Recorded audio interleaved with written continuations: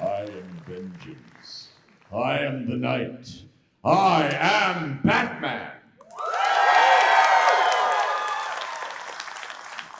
I hope you all know this is a historic moment because it's the first time that all four of us have been together at a Comic-Con. Yeah. So this is like a big deal. We have Mr. John Glover with us because Diane and Kevin and I have done quite a number of these, but now we have John Glover joining the force with us, and so it's the first time ever. So we have to be gentle with John. And It's his first Getting time. my cherry busted. He's getting his Boing. Family audience. Wait a minute. Hold on. Cherry, yeah, cherry. I have a cherry flavor. There you go. Seriously, There you go. I have one more You thing see? to say. Yes, young lady. Yesterday was Kevin's birthday. How about everybody sing happy birthday? Oh. Happy birthday to you, cha cha cha. Happy birthday to you, cha cha cha. Happy birthday, dear Batman. Happy birthday to you. Thank you. Many more. Thank you. And if you At saw one of the Comic-Cons, someone asked me out in the crowd, they said, "How old are you anyway?"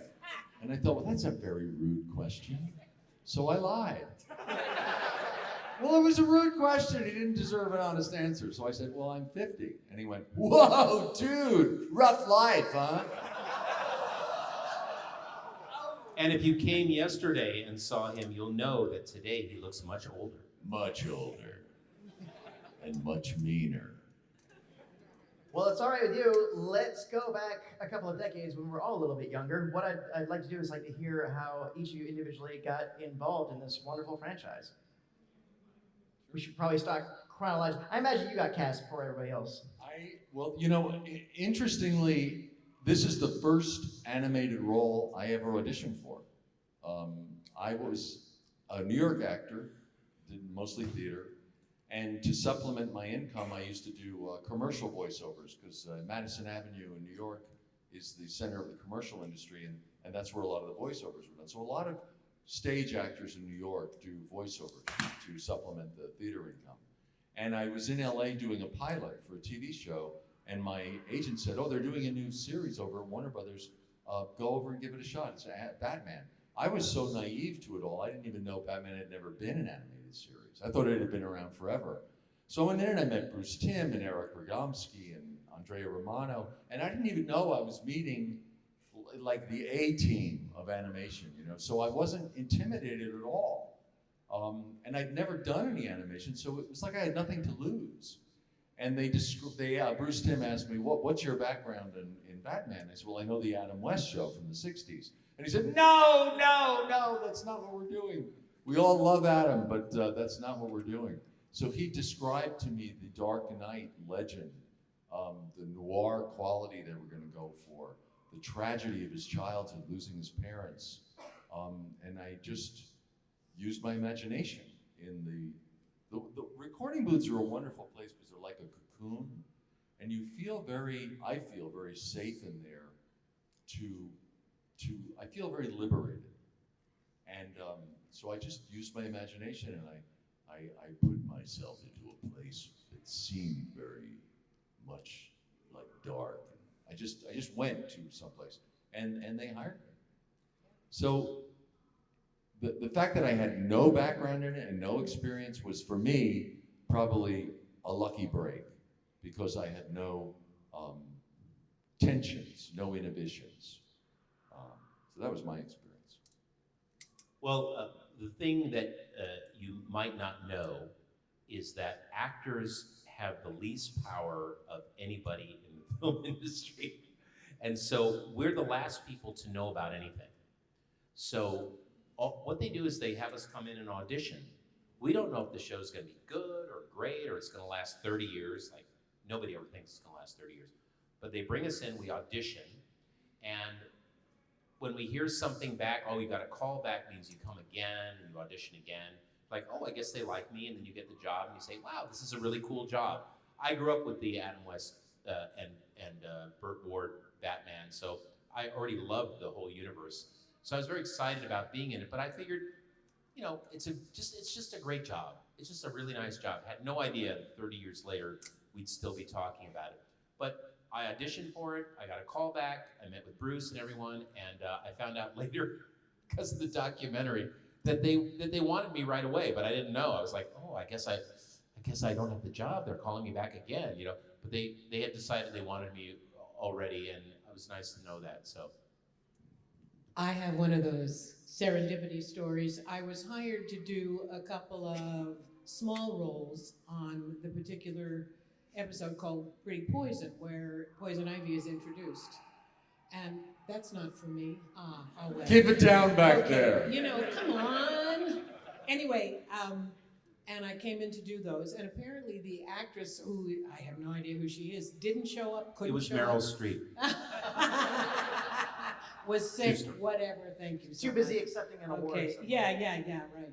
Anyway, so Andrea Romano said to me, would you like to audition for the role? I went, sure.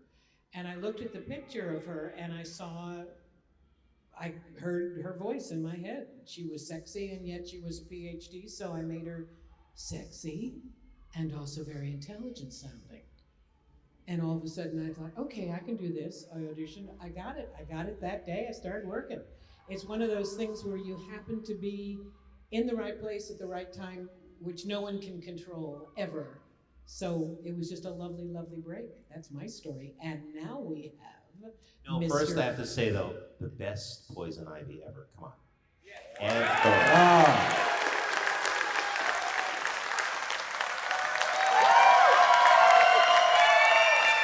Thank you so much. I loved doing it. So there. John Glover. My turn. So I used to read for all kinds of voiceover stuff in New York, but I never got hired until once I got hired for they were introducing Metro cards to ride the subway, and I did a series of 3 or 4 radio ads for a Metro card. I mean, I would be in a drugstore or a CVS, and I could hear my voice. And I thought, well, this is okay, I can do this. And then they called me back in again for another series of the Metro cards, and she played my voice doing the thing, and she said, now we want you to match this. And I said, but that's me. And she said, match it. And so I tried to match me, and I didn't get it. I'm sorry, we're looking for a John Glover type. Yeah. But, so I thought I was washed up, but then I got a call one day from my agent about they were doing this Batman thing, and they wanted me to go in and be a Riddler, the Riddler, and the studio was just I could walk to it from my house. I thought, oh, all right, so I'll do this. I mean, right. So I did it, but it was this group of people that were all there, and there were all these microphones set up like a little arch, and we did a play together, and so it wasn't like I was doing a voiceover. We were all actors telling this story, so it was divine. And there was this very energetic Italian woman, Andrea, who was just magnificent.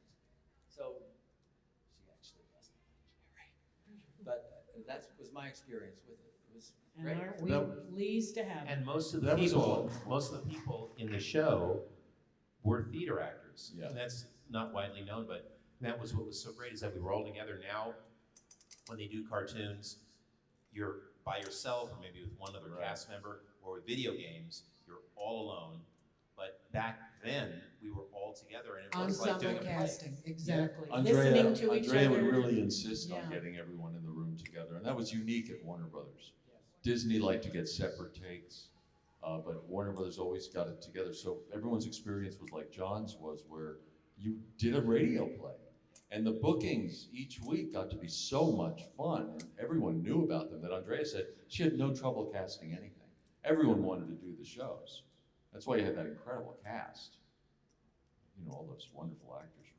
I think last time we spoke, I asked the two of you about, did you have a heads up? And you see the call sheets, they're like, I'm working with John Glover next week, yay! Yeah. Oh no, I didn't get a call sheet. I didn't know till I walked in. Walked Yeah, and I would walk into the recording studio, and there would be Roddy McDowell and John Vernon Ephraim Zimbalist and all these people I grew up with. Oh, yeah. But I never met John because we were part of a rotating cast of bad guys. And so there were 7 of us, whatever. And I did every 7th show or whatever. Harley and I did a few together. And I never met John. So just yesterday. The day's all. Yes, I know, darling. Yesterday morning, I met this gentleman in the green room, and I said, John Glover, and he said, yes. And I said, I'm Diane Pershing, Poison Ivy, and he went, yes. And I said, I was another villain on the Batman show, and we never met because we never did a show together. Yeah. And he went, oh, big hug, and now, of course, we're best friends. Yeah. Yes. And what Loren was saying, what Loren was referencing was, people always ask now, what's it like to have been a part of something for 27 years? And when you started, you don't know. They buy 10 episodes, then they might buy 9 more. Or And 15. It's a job for us. And it's a job, and it's just, all you really know you have are those episodes. It's when you look back after 27 years and you think, oh my God, I'm a part of a whole, legacy of work. But you don't realize it when it's happening. It's just day to day to day to day, Well, job to job. Diane and I had already done a series together. We'd done 65 episodes of a series called Defenders of the Earth. So we were already knew each other. We were friends, and this was like, oh, hey, we're doing another gig together. Had no idea it would be, no one would remember Defenders of the Earth. But 30 years later. You had some applause out there. You had some fans. Thank you. Really? Thank you. Really? It was a pretty awful show. Defenders. But okay, hey, keep I don't care. Look, you are the best Poison Ivy. You are also the best Dale Arden in my heart. Oh, yeah. Stop. That was Flash Gordon. All right, everybody. Defenders of the Earth. Defenders.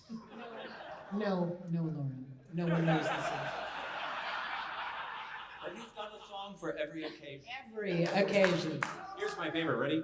No. Oh, let it sing. Together again for the first time.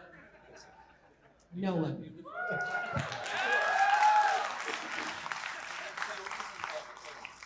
Kevin, you raised a good point too, because a common question that you'll always ask is of actors yourself. Oh, did you always know it was going to be big? And it's a bottleneck question. But what I like to ask you is, when did you realize that this had become it eclipsed the expectations of the time? I had a really funny experience. I know. The show had been on for a while, and you're doing these jobs, and it used to be a very anonymous job.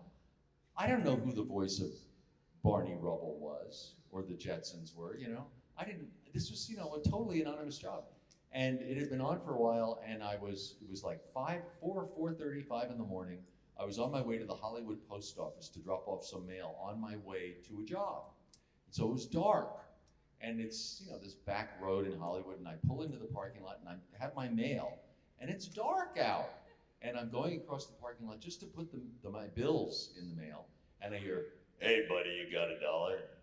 And I look over, and there's this pile of rags on the side of the parking lot, and I realize there's a person under it, and I said, "I'm sorry, literally all I have is my mail. I have nothing." And he went, "Oh my God, you're Kevin Conroy."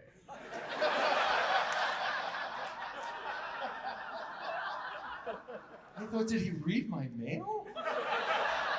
It's too dark. And then I thought, oh, is this an actor I worked with? Is this how bad it gets?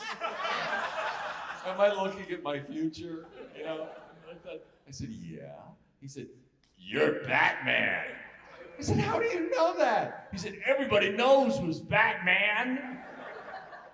He said, "Come on, you know what I want you to do? I want you to do I Am Vengeance." I thought, oh my God, it's the dark in Hollywood in a parking lot. And I thought, okay, here I go. I am vengeance. And he said, "Come on, I want you to say I am the night." I said, "I am the night." He said, "Bring it home, Batman." I said, "I am Batman." And we heard from the dark, "Hey, Batman, shut the fuck up."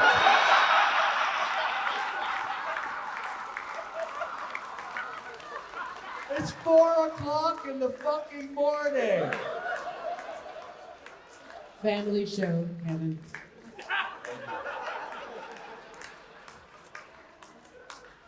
So I called Andre and I said, I think we're ahead. True story. Yeah. It's a true story. Loren, when did this sort of bounce on your radar? This may be more than just a little cartoon gig. Well, I didn't start doing Comic-Cons until about 2 years ago. And I knew that there was a fan base and I knew that there was a great love for the show. But until I started doing the Comic-Cons, I had no idea how incredibly passionate people were about the show. Every day that we do these, we have dozens and hundreds of people coming up to us and saying, this was my childhood, this was my life. I came home from school, I would turn on the TV, it was something I could count on, no matter how bad a day I had or how bad my home life is. 3:30, come home, watch that, and gave me hope, gave me joy. So, thank you. So, honestly, I didn't realize until pretty recently. I knew it was, of course, a brilliant, great show, and it was iconic, and the music and the way it was drawn and the acting, of course, but did not know until I started interacting with the fans how incredibly meaningful it was to people's lives. And basically, that's really why I do these cons, because it's so wonderful to hear that. So that's why. Mine is different. I really didn't know anything about it being iconic or having legs or any of that good stuff until about 2.5 years ago. My daughter, who was a librarian, asked me to come to her local library, which was doing a little Comic-Con. And she said, sign some autographs as Poison Ivy. I said, fine, sure. And I went there, I figured 3 people, 80 people showed up to get my autograph. And I said, what? And I came back to Los Angeles and I talked to a couple of actor friends and I said, listen to what happened. I told them the story. And they said, yeah, you have a fan base. I said, I have what? This is the honest to God truth. I'm not being, I didn't know. So at that point, somebody said, you should be doing Comic-Cons. And I went, oh, really? Should I? Oh, okay. And they gave me someone to call, and I called them, and they said, sure. And so I've been doing them for a couple of years, and I'm blown away by the effect that this show has had. I get young women who come up with tears in their eyes, saying that the way that Poison Ivy talks to Harley Quinn and tells her she can't take that kind of crap from a man, and she mustn't let that happen to her. When I hear that kind of thing, and yeah, and when I hear that this particular person who's sobbing on me was abused, and that it affected her so much that she was able to make some changes in her life, and I'm sitting there with her and I'm crying with her. I mean, we didn't know, or I didn't know how important, we just did a job. We didn't know we were being of service and giving back and doing something important. We didn't know that at the time. And I know it now, boy, after 2 years of doing cons. I'm blown away by all of you guys. I really am. So that's my story.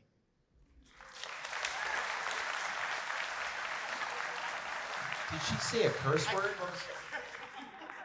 I gave her a green ring. All right, young man. Your turn. I guess I found out yesterday. Yes! I didn't know why I was coming. Oh, sorry. Yes, I didn't know why I was coming here, and yesterday, I did 3 times the stories, so it was, and I'd never seen any of them. I watched them last night, my 3 that I was in. I impressed myself. I didn't. That guy does a good John Glover. But I don't know how or why I remember it vaguely, having watched it, but I just went in. I guess I was having such fun that I didn't censor myself. So it was a great experience when I look back on it, and then to have all you say how important it was. It's beautiful too. The visuals in that piece are. and you are loved and beloved. He's in the booth right next to me, and the lines are all over the place, and he hugs everybody, and if you haven't seen his booth and gotten his autograph yet, go do it. Really, you're just wonderful. Oh, I thought you meant a recording booth. Oh, no, I'm sorry. Recording booth next to you. No, you're right, it was whatever it would be called, Oh, okay. the station. Well, I remember every time I would come in and there would be somebody there who I'd, seen their work, I'd be so excited to work with them. And I had seen this movie called 52 Pickup. Have you ever seen this movie? Fabulous. You must see this movie. He plays the most frightening, evil, deliciously evil villain. And so when I came in and I saw he was playing the Riddler, I was so excited because I had seen that film and I said, wow, I'm working with John Glover. So go see that movie. After 52 Pickup, anybody that referred to me as sport, I immediately jumped on. Okay, sport. Ah! See the movie, you'll know it. John and I have a long history together. When I was 23, 24, we did a season at San Diego Shakespeare Festival together. I was Claudio and he was Benedict in Much Ado. And he was Edgar and I was Edmund in King Lear. He was the bad brother. I was the good one. I was bad, Edmund. He was bad. And then we did the Kennedy miniseries where I did Ted Kennedy and you did. What's that character's name? I was her best friend. Yeah, Jackie's best friend. I forget his name. And then we did the Names George and Washington miniseries together with Barry Bostwick. So we've done, over the years, we've done a lot of stuff together. Barry Bostwick, who's going to be here today. Oh, was Yes. I heard tell. he? We can have a George Washington reunion. If I had known that, I would have set up a panel. Drat. It's never too late. We'll do it next year. No problem. What did you guys play in the George Washington? I was John Lawrence, who was Washington's aide de camp. Oh, okay. Lee, 3, 4, Well, 5. of course, they cast John, this show. Mr. They cast this Washington miniseries. Huge production. Shooting in battle scenes in Virginia and Pennsylvania, all the original battle scenes. And they're restaging these with massive numbers of Marines who were volunteers. And of course, they cast all the principal roles with New York actors. And they asked everyone, do you ride? And we said, of course I ride. Ha ha ha. Always say yes. Always say yes. So they get us on the set, and there are these massive Virginia quarter horses that they bring out. I mean, these are not stage horses. These are the real thing. Massive. And John, you were a sight the day they put you on that horse. He was playing this English general with this wig and this hat, and they put him on the horse and he went, whoa! And the wig was flopping and stuff. It was hysterical. I'll get you later somehow. No, but we all had moments like that, but I remember yours. It was great. On that note, it's okay. I'm going to go ahead and set up our microphone, and we're going to take some audience questions for a few minutes. So, Yay! who is going to be our first? The guy with the longer beard goes first. All right. Hi, my name's Ronnie. Hey, Ronnie. Kevin and Loren earlier mentioned Adam West, the mighty Adam West. And I know he did work on the animated series. Do you guys have any stories of Adam West, how he felt about the new vision of Batman, or just a cool Adam West story? He did the voice of the Gray Ghost. Yes. In our show. He did a beautiful job in it. And to be honest, the day he came in, I was a little trepidatious because you're kind of treading on someone else's territory a little bit. So I was like, hi, how are you? And he couldn't have been more gracious. He said, oh, come on. He said, I had a blast. It's your turn now. Go run with it. Have fun. He was just a genuinely generous, gracious, kind of old school actor, like Ephraim Zimbalist was. I mean, there's just a type of generosity of spirit that you don't see a lot of. No sense of, this is my territory kind of thing. He couldn't have been more generous. Wonderful guy. Well, and I always say Kevin is the iconic Batman, but the person who brought Batman into the consciousness of the world was Adam West.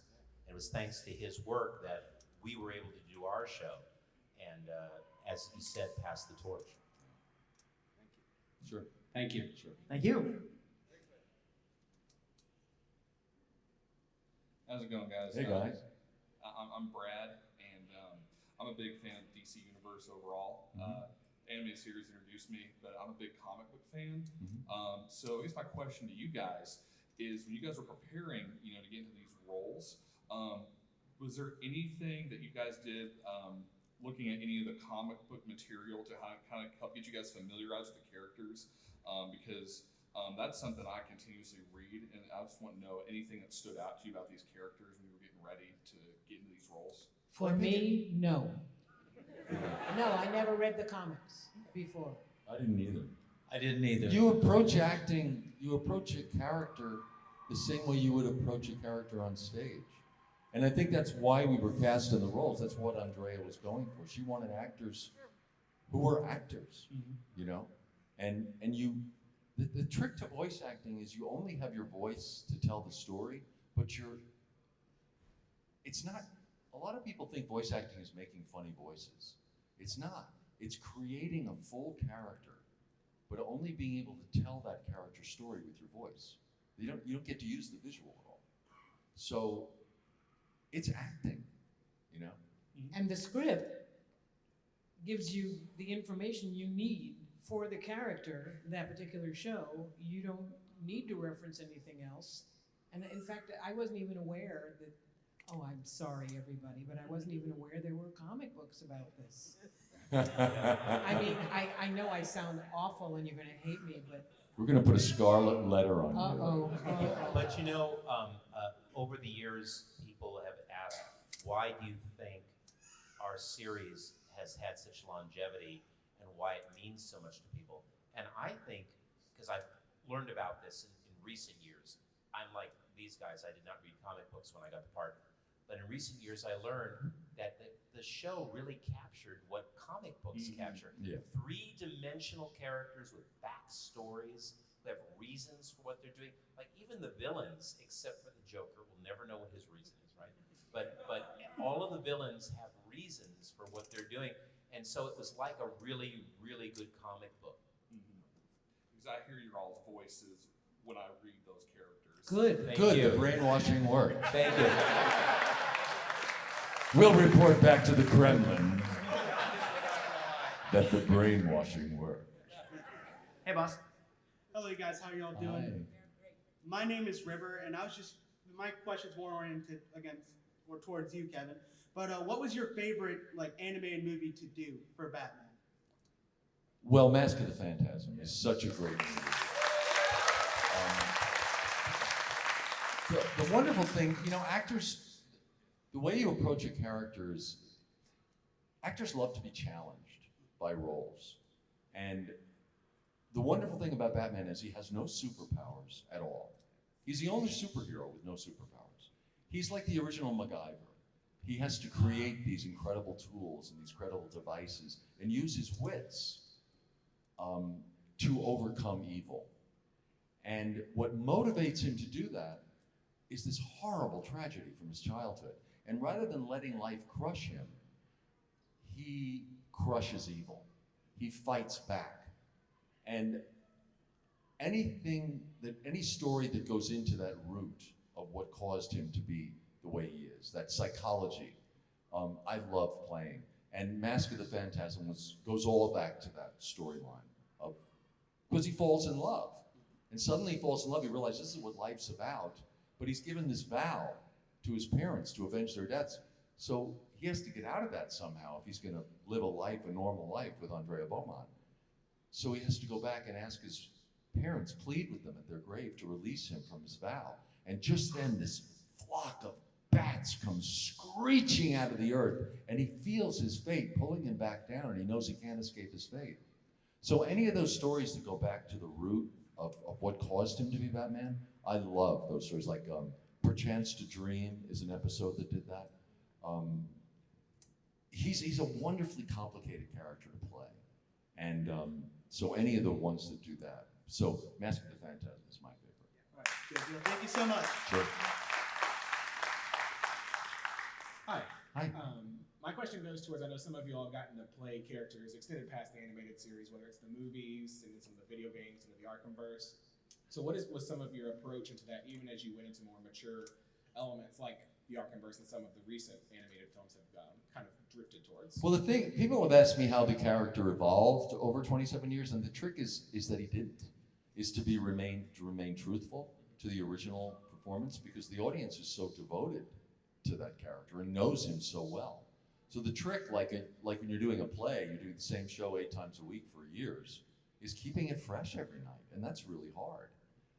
But you learn how to do that as a stage actor, and so for me, it's been to keep him rooted in that childhood tragedy, to keep him fresh. The thing that changed was doing the games, because the process of recording a game couldn't be more different than the process of recording the shows. The shows, as we said, you're all together and you're acting, and it's like doing a play, and in 2 hours you do a whole production. And when you have Mark Hamill giving you what he gives you, or John Glover, or Loren Lester, or Diane Pershing, it's just so easy to work. It's so easy to give back when someone's giving you so much. When you're doing a game, because of the way they're constructed, it all has to be separate. So you're alone in a booth for 4 hours at a time, doing line after line after line after line after line after line. That's great. Could you do it with some irony? Line after line. Great. Keep the irony. Now give us a smile. By the end of the day, you don't know how to speak English anymore. It's crazy. And then you're trying to keep the Batman voice, and you're trying to put yourself in the situation of the character, but you're doing it all in a vacuum alone. So the challenge of acting in those situations is incredibly different. For me, I got to evolve. That was the exciting part. Yeah, is that because you became Nightwing. Because I became Nightwing. So yeah. So in answer to your question, that was a wonderful thing to be able to do that. I don't know that many. I'm not an expert on all animated series, but I think it's a very unusual thing where the character gets to grow and become something else. So I was very grateful for that. Thank you. Thank you. Hello, my name is Andrew. First, I would like to present this to you, Kevin. This was a little guy I got on my birthday earlier this year from a SuperCon event. Cool. And I thought it would be nice to give this to you as a birthday gift. Thank you. Thank you. It's a Christmas tree ornament. I'd like to give you this piece of candy. Thank you. It's a Batman Christmas tree ornament. That's cool. Anyway, on to my question for everybody up here. If you were to get the opportunity to voice any other character in the DC universe besides the ones you guys have already done, who would it be and why? Ooh, I'd love to do the Joker. And I would love to do Harley Quinn. We all want to do each other's jobs. I would love to do the story where Nightwing becomes Batman. But I would like them to do it with the other Batman. So I would love to see them create a scenario where the two Batmans live in the same universe. Wouldn't that be fun? Oh, weird. And John? Lex Luthor's dad. Lex Luthor's dad. Next question. But I did another Batman where I was kissed to death by Poison Ivy. Who was Uma Thurman was Poison Ivy. And she just kept messing up those takes and takes and takes. She kissed me to death. And finally I had to say, Uma, do not put your tongue down my throat anymore. I just can't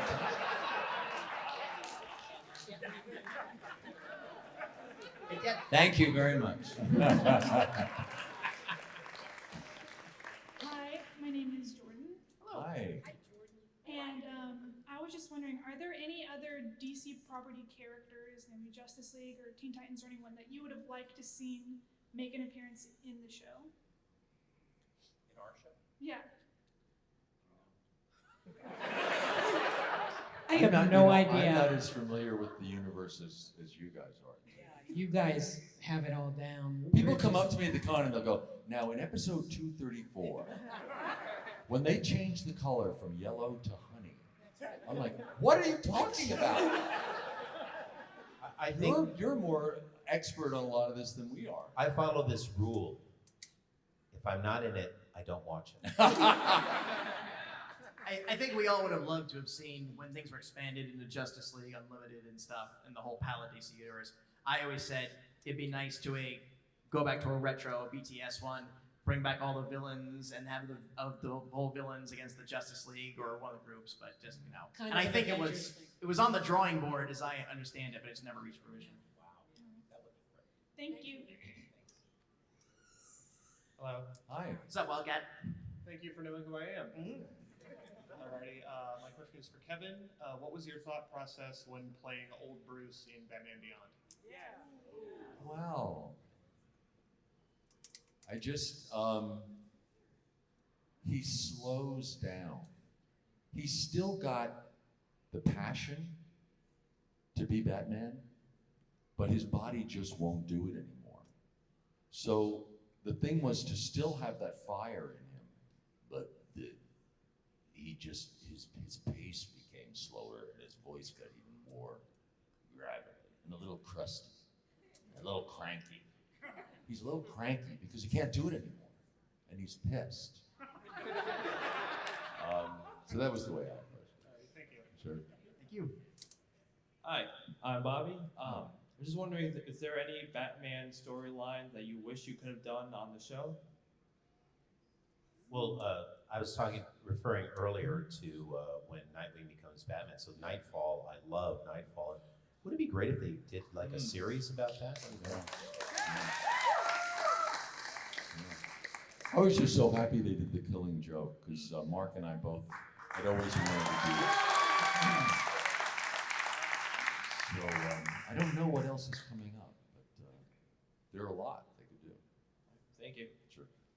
I've always wanted to see you as the cast do a 1940s type Batman story with that aesthetic and Ooh, cool. Yeah, Ooh, and it'd yes. be cool because Poison Ivy Fabulous and Riddler didn't hair. exist, so I would love to have seen Veronica a Lake hair. 1940s version of those Yes. characters voiced by him. Yes. Wow. Hey, I'm Thomas. Hi. What's up, Thomas? The show is known for being one of the really pioneers of showing that cartoons can be more than just silly jokes, but also show a dark, subtle, and deep storyline. So my question for you all is, what were some of your favorite darker moments of the show? Well, for me, Robin's Reckoning was like a turning point for my character, because up until then I had been sort of like the sidekick, what are we gonna do, Batman? And then Batman would solve the problem. So starting with Robin's Reckoning and moving forward, he really got some meat to the character. And when you learn his backstory of this horrible tragedy, I love in that, my favorite moment in that is a silent moment when his parents swing off on the trapeze and then it swings back and it's an empty rope, it's a broken rope. It's such a cinematic moment. So those kind of dark moments really informed, art. And I said earlier, I love it because it's like a good comic book, the backstory, why we are the way we are, why we do the things that we do. Because as human beings, we all have reasons for what we do. So I loved my episode House and Garden, where Poison Ivy gets to have a husband and children.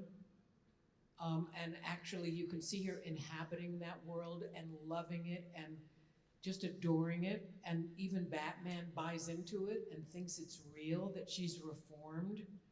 And then it all kind of goes to okay? And we see that, no, they really weren't babies and they really weren't a husband after all. And you can see the pain in her because she really wanted that to be so. She just couldn't because she's basically evil. I mean, it's kind of that simple. And it was a wonderful, marvelous episode for me, very challenging as an actor, and I really appreciated it, but it was very sad. Yeah. All right, thank you. And speaking of sadness, unfortunately, we are at time.